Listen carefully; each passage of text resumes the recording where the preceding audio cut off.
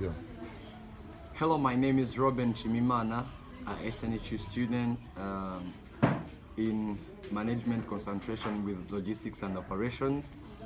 I'm going to give you the presentation of the project called What's Your Function?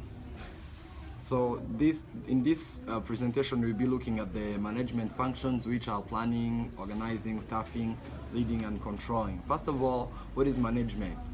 Management is the process of planning, organizing, staffing, leading, and controlling organization's resources to achieve its goals. So these management functions are, let's start from planning. Planning, what is planning? Is the process of thinking and organizing the activities required to achieve the desired goal.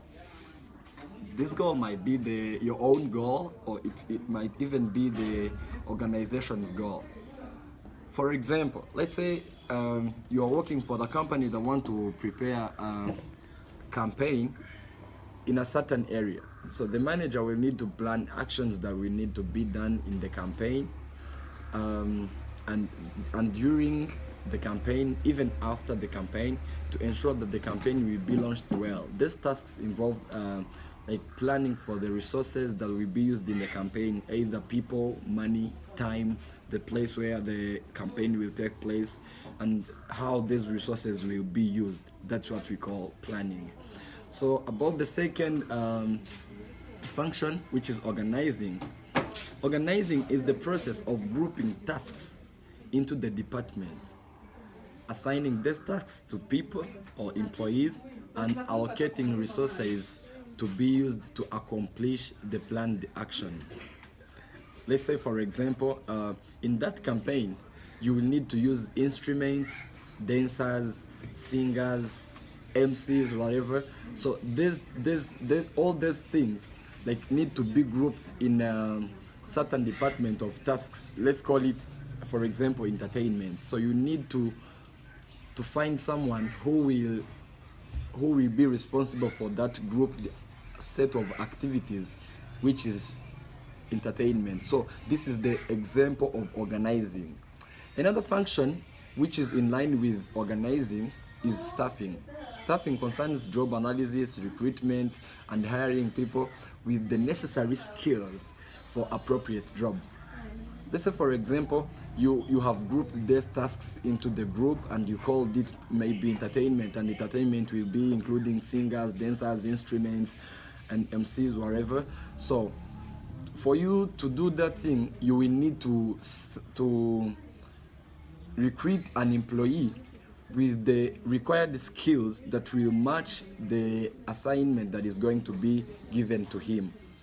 So you will need to set some responsibilities to be done by the person in charge of entertainment, the skills that you want to be having. So you go to recruit.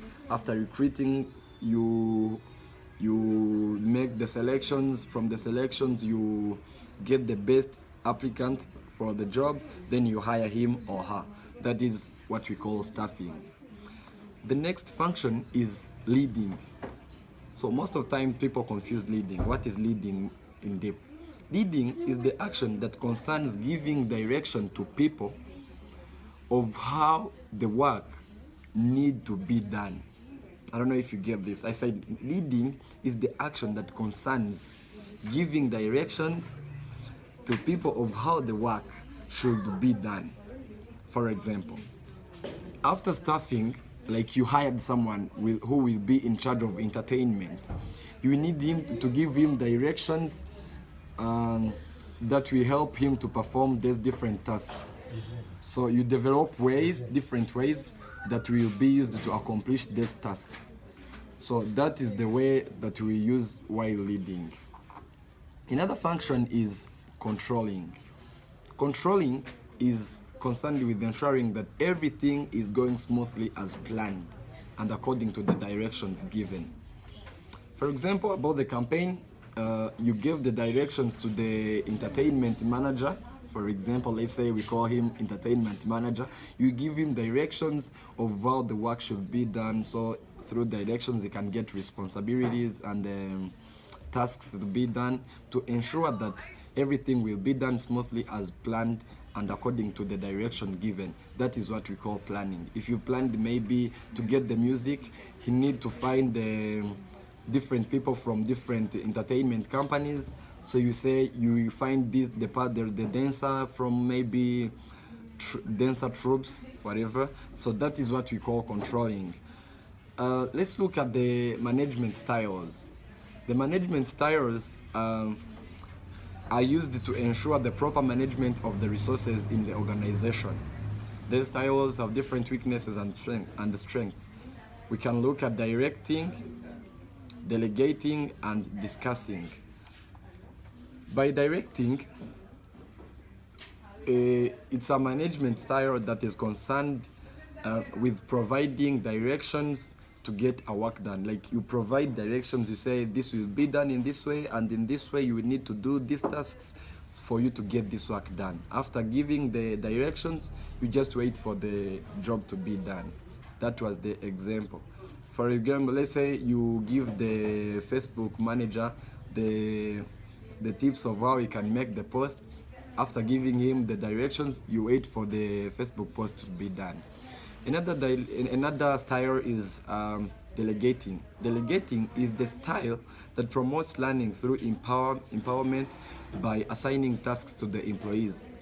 For example, let's say you are a manager and you wanted to some new employees to be trained, and you were the one to do that thing, because you know among your employees there are someone's with the skills that you want to be given to the new employees. You can delegate that skilled employee to train those new employees. That's a good example of delegating.